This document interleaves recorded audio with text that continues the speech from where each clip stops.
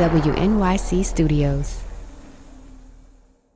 Note to Self is supported by Penguin Press, publisher of Irresistible, The Rise of Addictive Technology and the Business of Keeping Us Hooked by Adam Alter. There are an estimated 280 million smartphone addicts. Are you one of them? Find out more in Irresistible. Note to Self is supported by Mozilla, the nonprofit champion for a healthy internet and the maker of Firefox. Learn more about internet health at mozilla.org. My name is Ms. Orwellian. I live on Van Avenue in Dayton. I'm here to register my concern regarding the airborne surveillance that was discussed earlier. A great eye, lidless, breathed in flame.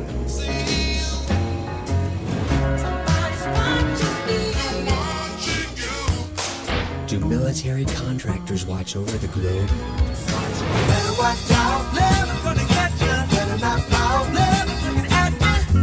I'd also like to register my concern with the so-called surveillance program. This was the stuff of science fiction when Orwell wrote 1984. Lidless.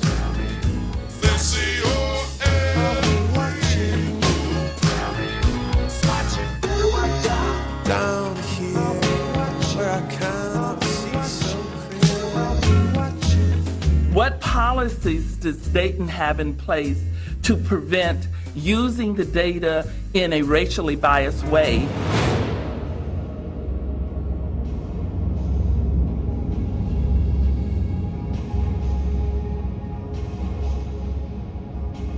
It's Note to Self, the tech show about being human. I'm Anoush Zamarodi, and you are? Andy Mills. Yes, you are. That's me. So, Note to Self listeners, Andy is a beloved colleague of mine here at WNYC, and he's actually a producer on Radiolab. Maybe you know that show. Andy and I had the pleasure of making a Radiolab episode together last spring that we never actually aired here on Note to Self. So, we're going to do that today. And has it been 1 year? Almost. Wow. I know. Crazy. And if you remember correctly, it was like last May, I think, that you and I went on a little trip. To Dayton, Ohio. Yeah. Why did we go to Dayton, Ohio? We went to Dayton, Ohio because it's a very beautiful city in the heart of the Midwest. That's not why we went, but yes.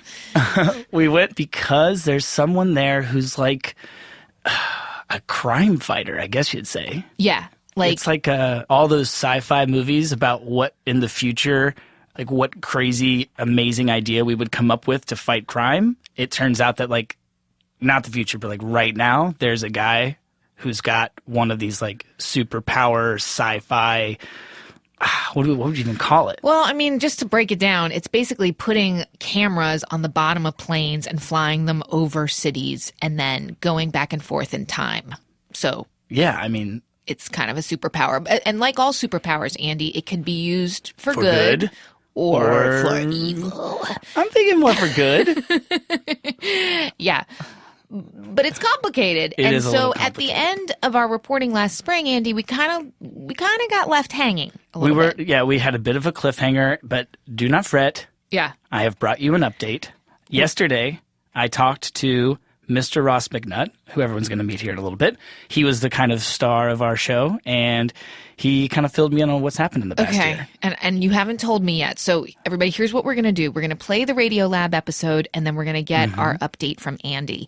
By the way, this episode also features the lovely Alex Goldmark, former Note to Self producer, who is now over at Planet Money. So if you've been missing Alex, he's back for a little bit. Hey, Alex. But now I have the honor of turning Note to Self over to Radiolab's host and creator, Jad Abumrad. Andy and I will see you back here at the end of the episode. Stick around. So how did you guys find out about this? How did you get into it? I think it was somebody was reading about it. Was it was you reading about it? Right. And I just said, his name is McNutt. And I just want to do a show where I get to say that name at least 10 times, please. But then, we actually read it, and it was weird and interesting and brought up lots of issues. Technology is remaking what is possible for individuals and for institutions and for the international order.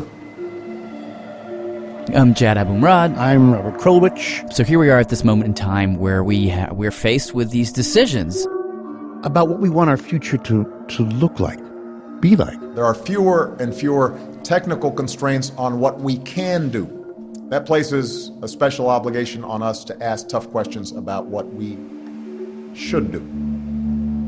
Today we're going to look at the can and the should with our friends down the hall, Manoush Samarodi and Alex Goldmark. They run a great podcast called Note to Self. They will be our guides into the world of McNutt. Yes, my name's Ross McNutt. So the McNutt, as I refer to him, he's an ex-military guy. Did 20 years in the Air Force. I enjoyed it. I did a lot of good. Like combat military? He was an engineer in the military. Yeah, I mean, I think he's actually special military. My background, I've got a PhD in rapid product development out of MIT. And what I do is I teach young people how to build new systems. And the new system, that's the system that we want to talk about, that kind of began in 2004. Ross was teaching a course at a military college. I was at the Air Force Institute of Technology here at Wright-Patterson in Dayton. He says one day in 2004, the whole school gathered together for a rally. And our commander got up in front of the whole school and said, we need to do something to help the war effort. Terrible violence today in the Iraqi city of Basra. So at that time in the Iraq War, before the surge, things were not going well. Suicide bombs ripped through police buildings and city streets. IEDs going off all over the place. Constant news about IEDs going off everywhere, soldiers being blown up. In 1 week, I got blown up 3 times. And to be honest with you, in 2004, it looked like we were going to lose. So Ross, he gets together some of his students, some of his colleagues, and they decide, let's sit down and see if we can find a solution, quickly find a solution to figuring out who is planting all these roadside bombs. Yeah. Bombs going off are pretty easy to detect in images. The problem is, how do you go from a bomb going off backwards in time to be able to figure out who planted it? So somehow, it just came out. And was it like you guys sitting around? It was at a bar. We were working on the back of a napkin and we're drawing out different ideas and throwing them around and seeing what happens. They were just like, hey, let's use planes. Let's try this. Let's try that. And then they hit on it. This one stuck and we sort of drew this out on the back of an envelope. Making it took a little while. I had 38 students working for me for 2 years. But eventually they developed what became known as Project Angel Fire. And here's how it worked. They take a small plane, and on the belly of the plane, they hook up this array of cameras. It's sort of swivel around. It's a camera system we design and build. Super high-end. And then, Taxi, you're ready to go. The pilot, he takes off, flies the plane high over Fallujah. In the military, we were up at about 15 to 16,000 feet to stay out of the missile range. Let's say I'm an Iraqi on the ground in Fallujah and I look up. What would I see? You wouldn't see us. You wouldn't hear us or you wouldn't see us. So you've got this plane flying just below the clouds, doing an orbit over Fallujah. Circle, circle, circle. For 6 hours at a time. And every second, click, click, click, click.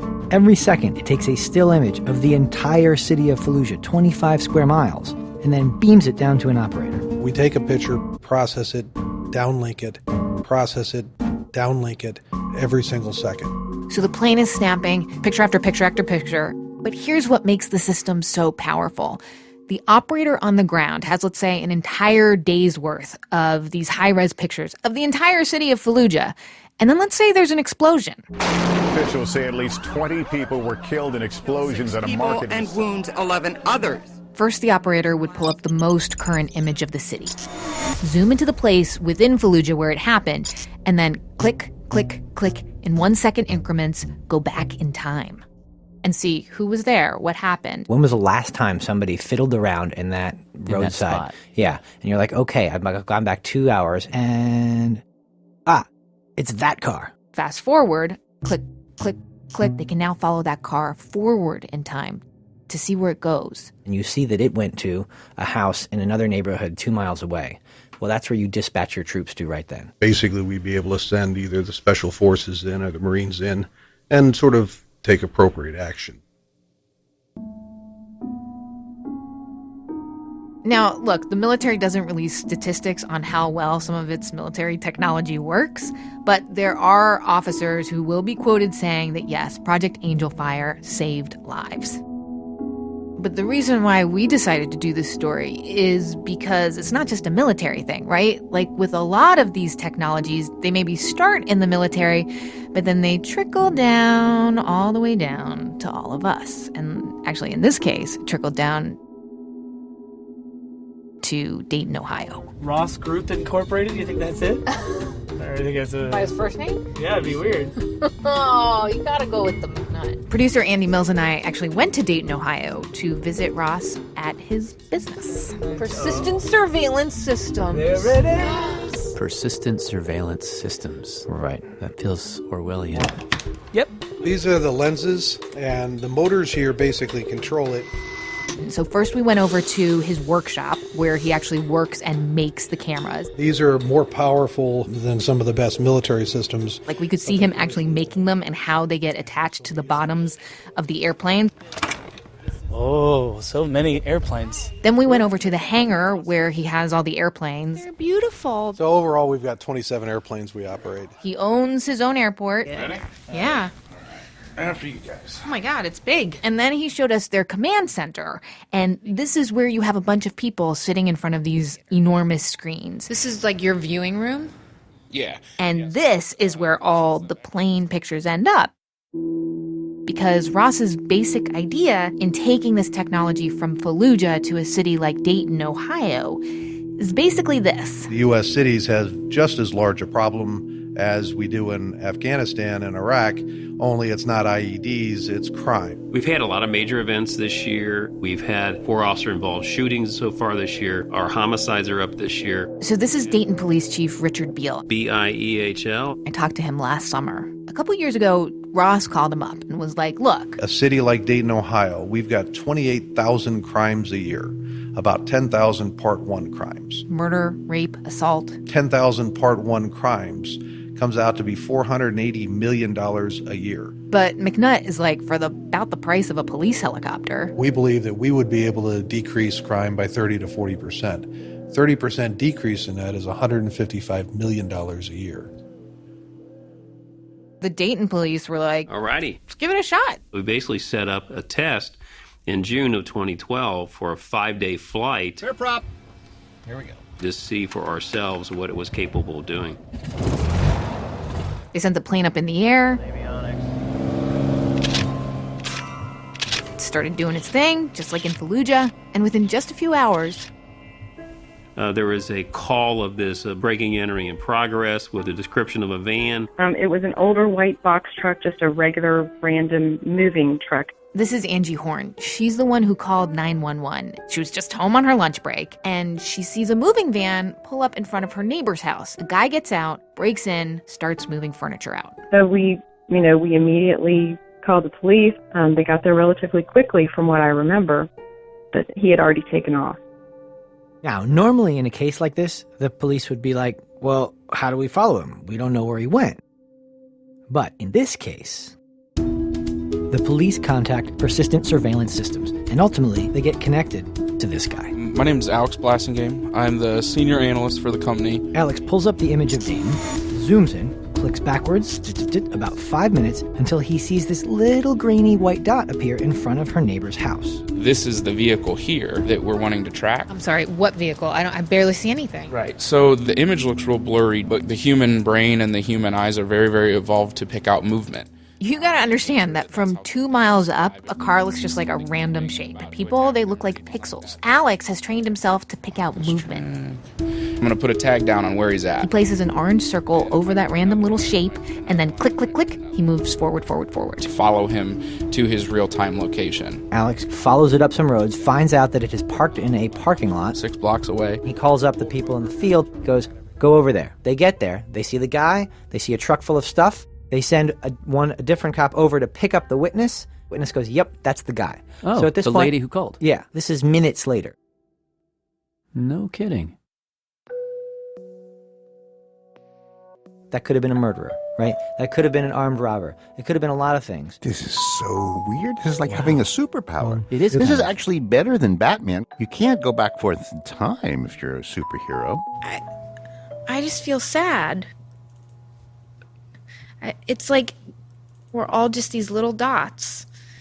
It just seems like the antithesis of what a lot of police departments seem to be trying to do in the aftermath of Ferguson and Staten Island and other horrific things that have happened, which is getting the police on the streets, making personal connections, creating relationships. There's nothing in this system that prevents you from having effective community policing at the same time. And oh, by the way, this may dramatically help that community relations. The reason they're putting body cams on police officers is to try to get the police officers to be more respectful because they can be seen. Well, this lets us watch all the officers in a 25 square mile area all at once. But then you can watch so many other people all at once. Here's other things that people in Dayton do. Like Romeo and Juliet, they sometimes meet without their parents' permission in the playground and smooch. There are going to be divorce lawyers who are going to be tracking errant spouses. There are going to be traffic police who are watching who goes through the red light. There are going to be realtors who are wondering how many tenants do you really have in that building? Right. And I guess the thought might be that if the information exists that will show what my pixel was actually doing, then I'm a little less free. There is a clear trade-off between security and privacy. And, in our major cities where we have, tens of thousands of major crimes, you are a lot less free when you can't leave your house at night. There's obviously a huge advantage to knowing what you know, but then there's a huge thing to knowing what you know. I mean, knowledge all by itself is sort of is pregnant with funny. Here's my problem with all of these privacy stories. It's like when you're talking about these technologies, the advantages are always so concrete, and the trade-offs always feel so abstract. I feel like there's something being lost here, but I can never quite put my finger on it. It's weird. Oh, Jad, that weirdness that you're feeling? Yes. It's gonna get a lot weirder. We'll be right back.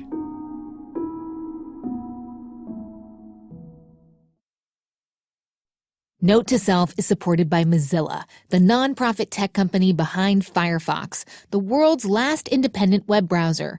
Years ago, Mozilla established lean data practices to limit the amount of information collected from internet users. Today, Mozilla is calling for governments and businesses to recognize the same obligation, stop mass surveillance programs, and respect people's right to privacy. For more about Mozilla's mission and work, visit mozilla.org. Note to Self is supported by Enterprise Florida. Florida offers one of the most competitive business climates in the country with low corporate taxes and zero personal state income tax. It also offers immense opportunities for your business to grow, innovate, and explore. Plus, Florida has a talented and diverse workforce of over 9.7 million people. With over 15 deep water ports, international airports, extensive highway and rail networks, Florida's multimodal infrastructure opens up the entire world for your business. Curious about what Florida could do for you? Learn more at www.floridathefutureishere.com. Hey, what's up? I'm Jessica Williams. And I'm Phoebe Robinson. And we are back this spring with an all-new season of our hit podcast, Two Dope Queens, from WNYC Studios. It's comedy, it's conversation with your fave celebs. It's me and Jess telling trife stories about my bottle obsession. Ugh, gross, dude. Why are you even bringing that up right now? Anyway, this season you'll hear from John Hamm, Carrie Brownstein, Tig Notaro, Gabrielle Union, and more. Ooh, my pits are sweating just thinking about Cool it. down, girl. Come on over to Two Dope Queens, wherever you get your podcast. And Bono, call me. Hey, I'm Jad Abumrad. I'm Robert Krulwich. This is Radio Lab, and we'll continue our collaboration with Manoush Samarodi and Alex Goldmark from Note to Self. And our subject is, and remains, Eyes in the Sky. And the situation when we left it is that Manoush and one of our producers, Andy Mills, had gone down to Dayton, Ohio to talk with Ross McNutt, check out his technology. And after the Dayton demo, how were you feeling about things? Well, I was feeling like, you have not convinced me. I am not going for this. And then I saw Juarez, Mexico. And that, well, I mean, that's what made me start to think otherwise. Juarez, especially at the time we did this, they averaged 300 murders a month and 52 kidnappings a week. 300 murders a month. Yeah. McNutt and the gang, they got a contract. We've been asked not to say for whom. And they went down south, set themselves up in a hotel room, got the plane up in the sky, and then whoever the client was started bringing them crime reports. So this is kind of what you never want to see happen, but this is kind of why the system was up. Alex pulls up on the screen this very grainy aerial shot of Juarez. This is Juarez, Mexico. It looks like any city, right? You've got like grids of streets and cars and houses. And then like over on the left of the screen, there, he points to this dark little square. It's a vehicle that's going down the street. This is a female police officer. She was actually headed to work on this morning. So we'll kind of go through it here. He starts at the beginning and you see there's her house and her car is parked outside. You see that like teeny little pixel gets in her car. She pulls out of her driveway. That was her home. Starts to drive to work. And then right when she leaves, if you look up here, he points to the upper left of the screen. Several cars were parked up on the corner. As soon as she left her driveway, those cars become active. So this is a stakeout. Yeah, they were waiting for her to leave. He's so zoomed in that you can see it's like a tic-tac moving down the street. And then two more tic-tacs come alongside. Until they get right about here. He's clicking forward on the photo and you see... that right there is a speed bump. These cars just inch closer. So she'll kind of hesitate there, which is unfortunate. So she's driving down the street and there's these cars following behind her. And then there's this car up ahead of her. A vehicle that had been parked here for 15, 20, 30 minutes all of a sudden backs out into traffic and seemingly slows them down, almost gets in an accident right here, which gives these guys enough time to catch up. This is where they're going to pull up beside her. And then suddenly, Alex says, right there, this is the point where here the first car pulls up and shoots her multiple times. She was shot in the head. Multiple times in the head, right here. She's actually going to roll through the intersection. Her car continues to go even though she's been shot in the head. There is a parked car behind this tree, and you'll actually see this parked car move when she runs into it. And then these guys take off.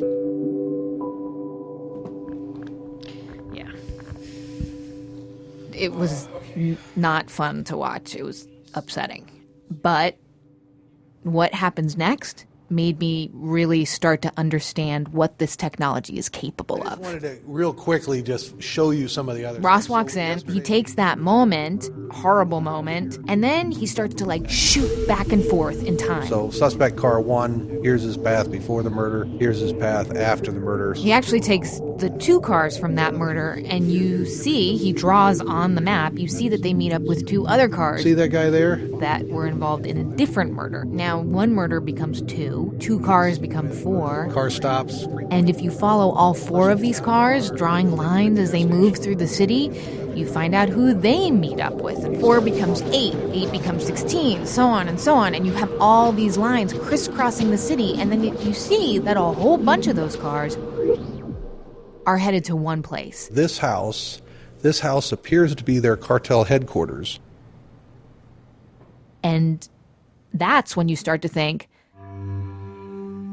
well, that's how you have to take something like this down. It's not a one-shot thing like solving the crime. It's about cracking an entire system. In fact, this is Andy here. When I was doing some research into this, I made a bunch of calls, and I spoke with this one governmental source who told me that this information that Ross had just showed us, like, it was one of the primary tools used to dismantle an entire cartel in Juarez, and that apparently the leader of that cartel was responsible for something like 1,500 murders. Whoa. So I got to ask again, so how are you feeling at this point? Are you happy or scared or I don't know. I felt ashamed of myself because I thought, oh, the reason why I'm so excited about it is it's because it's in a country where I don't live and I'm an outsider and I think of it as being messed up.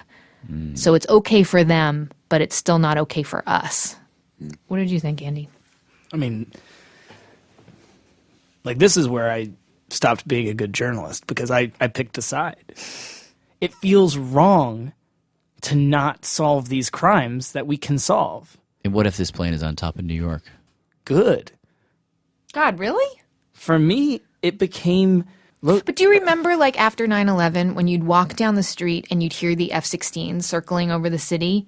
And I just remember the feeling in my stomach was like nausea. Like, I felt sick. It felt gross. It felt like we had no autonomy over ourselves. And at that point, I was scared enough that I could live with it. But right now, I don't feel that way. And look, it's a very privileged position to be able to say that we shouldn't have it. I get that. I mean, that's what I'm saying. Like, I became a convert because, like, somebody got kidnapped today. And if we had an eye in the sky, we might be able to get the kid back in a few minutes, hours. Compared to, like, you see the stats on Amber Alerts? They're not good. Yeah, but what we're talking about is, like, and I'm not saying that I'm, like, anti-McNutt at all. But what I'm saying is, like, it's very easy to paint it as we're going to get bad guys, and I just don't think it's that simple. The McNutt and Co., they seem like decent people. They have set limitations for themselves. They have said they will not use photography that could get any closer. They've made a moral choice with that. How do we know other people will make the same moral choice? And you're saying that even though this thing might solve a ton of crimes, might save lives, it's still not worth the risk because it just asks a level of trust in government that we shouldn't give. Is that what you're saying? For now, yes. So back to Dayton. What happened in Dayton? Well, I was pretty impressed.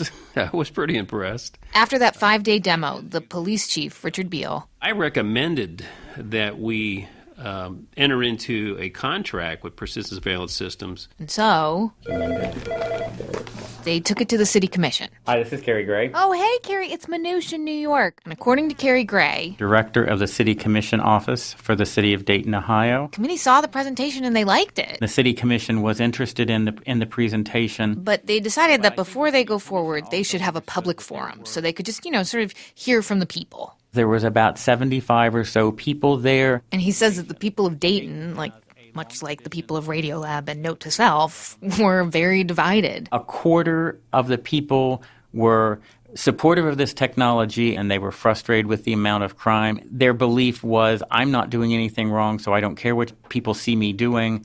We want this implemented and we want it implemented very broadly. So a quarter of them were like, bring it on. They were basically in the Andy camp. Woohoo! But then there was another group, slightly smaller, but not by much. Maybe 15%. That was the Robert Manoush camp. Who believed that this was a grotesque invasion of privacy, and some of the people spoke in very impassioned terms. So, yay! I think calling it grotesque invasion of privacy would pretty much reflect the way this group was feeling. This group, too. And that there was no way that you could trust government with this volume of information and this breadth of information. So you had your pros and your cons. The rest of the people, like the majority, maybe had some feelings one way or another, but just didn't have enough information. And so they came and kind of asked questions. Like, how long will persistent surveillance systems keep the images? 90 days. How far can they zoom in? Can they see my face? No. So they had a lot of questions, which Carrie seems to think that they could have answered. They could have gotten everybody on board. But in the end, even though the room was basically divided into 3 parts, the naysayers were so loud and so impassioned that they sort of defined the conversation. As we do. So we took that lesson to understand that there was going to be some significant education that was going to be needed and some significant hurdles that were going to have to be crossed before that we were able to do a broad-based implementation. And based on the amount of time that was going to have to be spent, we decided there were other more immediate techniques that could be used, that could be invested in, and we took the money that could have been spent on this and spent it on some other activities. It seems like what you're saying is that like it was just going to be too hard to get people over the hurdle. So like, it's not worth it. Yeah, I think that's probably accurate. So the plane is off the table, so to speak. It's off the table for right now, but that doesn't mean that it's never coming back on the table. Which I think is fair to say is frustrating to him. Right now, we've got about $150 million worth of proposals sitting out there for a large number of cities. Baltimore, Philadelphia. We've been to Moscow. We've been to London. That we're waiting for them to make decisions on. We've done Compton. Been to Rome. So Compton's like maybe. Juarez is like maybe. Dayton is like maybe. There's a whole lot of maybes out there. And what McNutt and his team are doing now, and this is actually what they were doing when we went to visit them, they're analyzing... What we're doing here in Dayton is we are looking at a turnpike or something? Yeah, traffic in New Jersey. They're studying traffic problems. We look at congested areas, which are typically, especially in that part of the country, exits and on-ramps, any kind of junction in a highway. No, sometimes you just want to scream.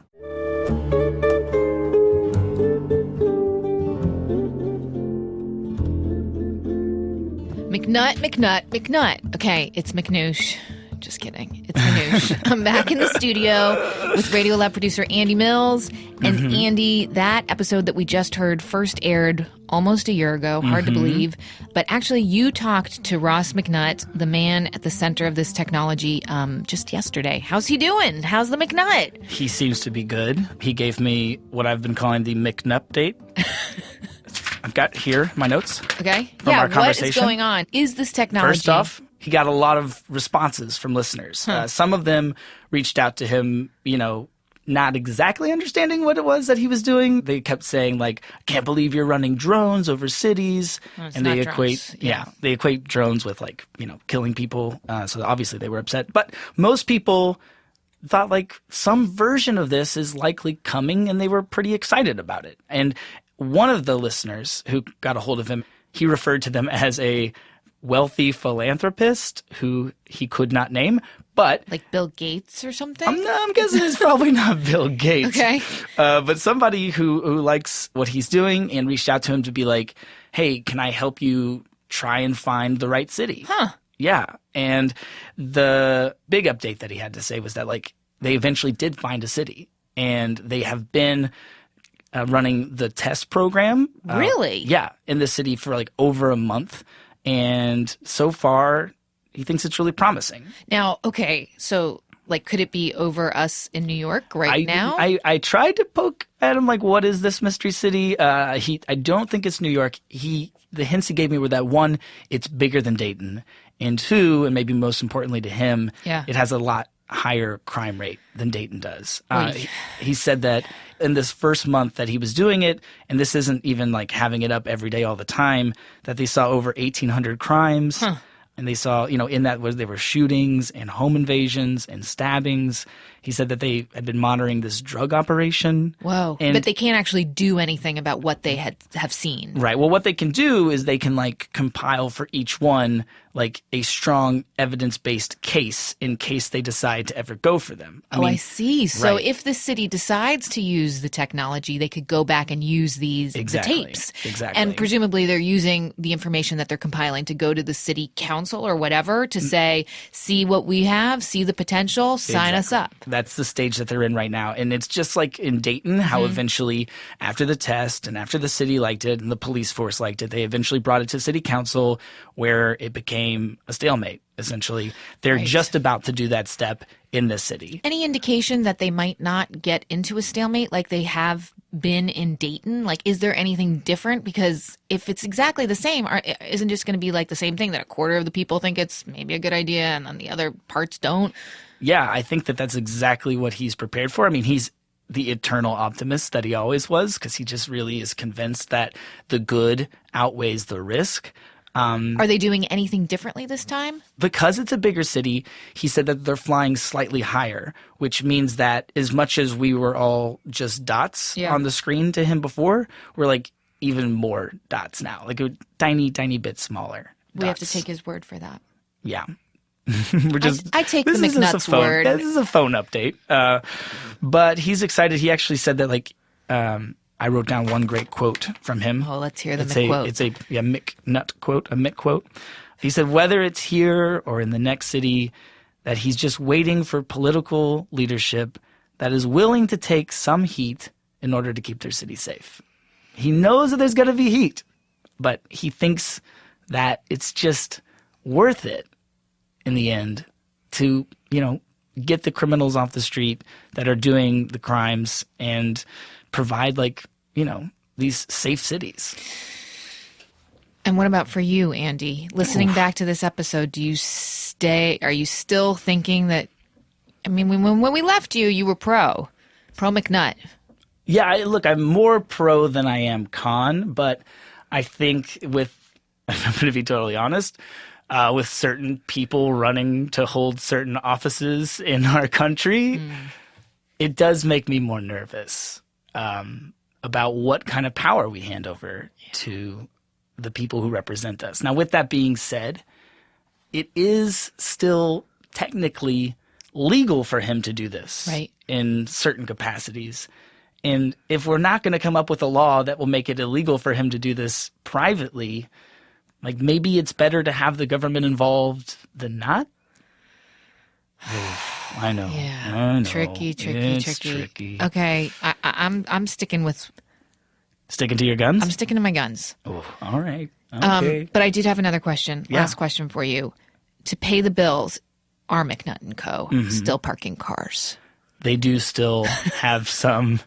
It's not as much parking cars, but they do have some traffic studies that are still paying the bills. I love the idea of being like, not only will we solve the 1,800 crimes that happened in the past month in your city, you will have a spot for every single car that attends the annual Holiday on Ice. Holiday on Ice. I just want to finish off by saying that I hope, Andy, someday that we get to go to fly planes in Ohio again together. I tell you, I think about it every day. I know. What an adventure. Thank you for doing this with me. You're welcome. Thanks for having me on your show. Okay, obviously, I don't think I'd ever say these words. If you don't listen to Radiolab, what are you doing? What are you doing? You should. At least try it. Just try it. Just try it. Yeah. It's pretty awesome. Many, many thanks to the Radiolab team and to Jad Abumrad for letting us share this episode with you here. Next week, next month, fresh new episodes for your listening pleasure. Can tech solve the kid care problem? What happens when you go spelunking in some of the weirdest parts of the web? That's what we're going to do. Wait, are you going to have robots be babysitters? Shh, this is my part, okay? You just listen. That and more coming in May. Please subscribe to the podcast wherever you listen. Take a second to write us a comment on iTunes.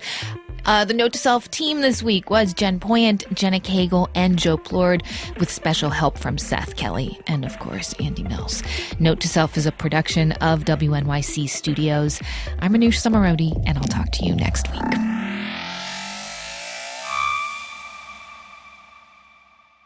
The Summerfest. The Summerfest. Summerfest this summer, brought to you by Ross McNutt.